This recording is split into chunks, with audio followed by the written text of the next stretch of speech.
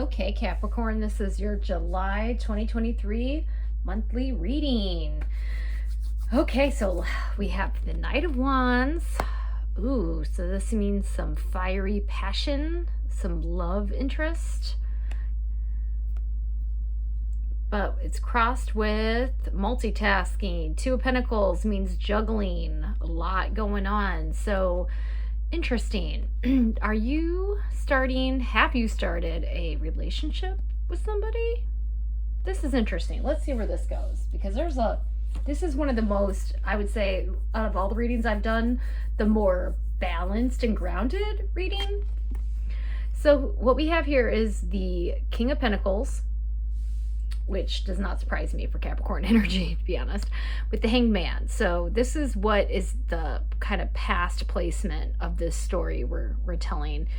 So the King of Pentacles, maybe this is somebody from your past, but you were asked back here at the Hanged Man to take a moment out and reflect on the situation, take a pause, and to think about this person and how they played a role in your story. And it's interesting because with the King of Pentacles, this is the ultimate. This is the person you want to be with. Out of all the major arcanas, it's always the King of Pentacles, because he's like the ultimate. He's got financial, material wealth, It could even be you, Cap, to be honest. But then you have this, which is passion. The Knight of Wands, to me, is a male Sagittarius. He's all like, hey baby, he's there Friday, Saturday, and gone Sunday. He's gone Sunday through Friday day, but there on Friday night. That's male Saggy for you. So anyway, with this, you have the King of Pentacles, which is probably, you're dealing with some earth sign, and it's asking you to reflect and take pause with that. Take a moment to relax and think about that. But then, this is interesting because you have the Seven of Cups in reverse, which is kind of maladaptive daydreaming, getting lost in the clouds. But this is over your King of Pentacles. So I don't know if instead of there's a difference between taking a moment to reflect and maladaptive daydreaming about somebody, where the point where you're losing, it's almost like limerence. I don't know if you were experiencing limerence, because then you have the Seven of Swords right here. So this is definitely about a relationship, because the numerology, sevens are about relationships. And the fact you have two sevens right here, and they seem to be both about a relationship. Like here you have this maladaptive daydreaming, and here you have theft of some kind, like where if you are thinking about cheating, or you are going to be stealing a man, or someone may be stealing from you, it's not good karma to ever do that, just so you know. I'm not here to judge, but I'm here to just tell you it's not the best way to go. I don't know if you're trying to what this is, but this is not a most positive reading right here with these two together, where you have somebody who's daydreaming and then kind of plotting and scheming. But it seems like, if right here you have the Wheel of Fortune, so it seems this is interesting because it says your fears, you're afraid of the what if. You're almost afraid for it to turn out well. It's interesting. Are you afraid for it to turn out well? Because are you afraid if it turns out well, then you can't daydream about it anymore? Then you have the Page of Cups, which is interesting because it kind of goes back to that really sweet, emotional Cancer, Pisces energy of someone who's really sweet and attentive, very emotional and sensitive, And maybe this is how people see you. And it's telling you, again, resting, Four of Swords. There's a lot of taking time out to reflect in this reading. Like, pause before you make a move. I'm getting that. Like with the Hanged Man, pause. Don't act. Think through everything. Don't skip a step. Think through everything. There's a lot of pausing going on. And this is interesting because you have Death in reverse, which is saying pause, stop. It's not saying you're going to be renewed. It's not saying, it's not basically like death in reverse is not the same as death.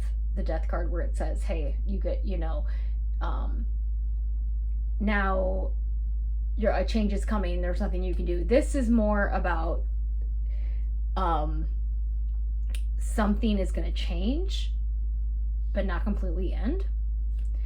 And I think for this relationship, what it's saying is the habits, because what you have here is the death is in reverse, as well as, and it's a major arcana card. So that's saying to me, a habit is needing to change here. A habit is needing to change for love to come, for love to really grow. Because with these two in a similar placement, this toxic kind of behavior that you approach these relationships, whether it's the maladaptive daydreaming, the limerence, or the kind of sneaking, spying, or wondering, maybe that needs to change. Because love is gonna come once this process is done. I asked for a clarifier because I thought, you know what, this is just like, I need, I want to know.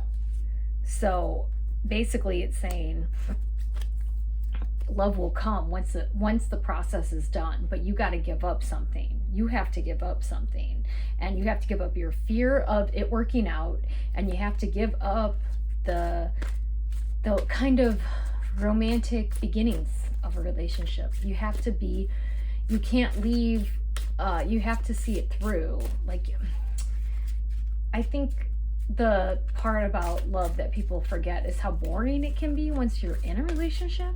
Like, you got to write that out. And it's saying, in order to get to the real good stuff, like the real juicy stuff of a relationship, you got to go through the 7-year itch. You got to go through that period of, oh God, I can't stand you. You kind of have to go through that for it to get really good, to see those benefits.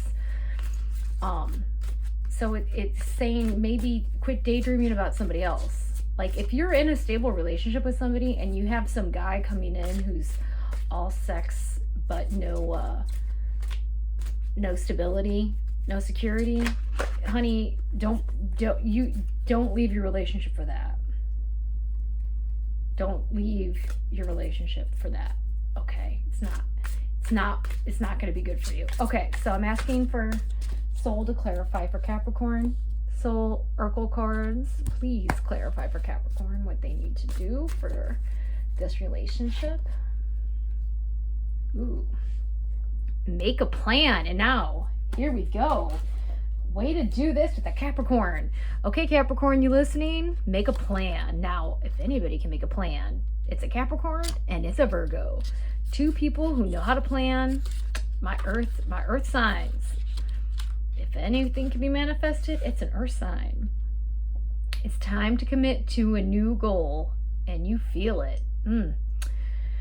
But to bring about what you want in the physical world, you need more than wishful thinking, visualization, thinking, dreaming. You're going to need to create an organized plan.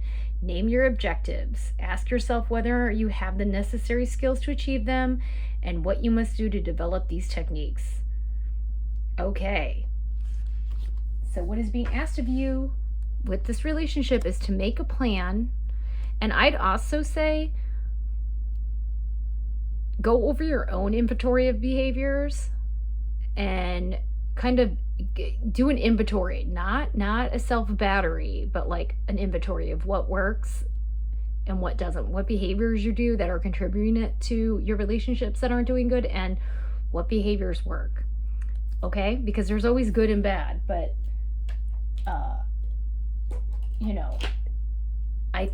so anyway, for this, you have a pretty good reading. I would say out of everybody, you had the most emotionally solid one. Basically, it's saying what you just need to do is make a plan and kind of break patterns that aren't working for you.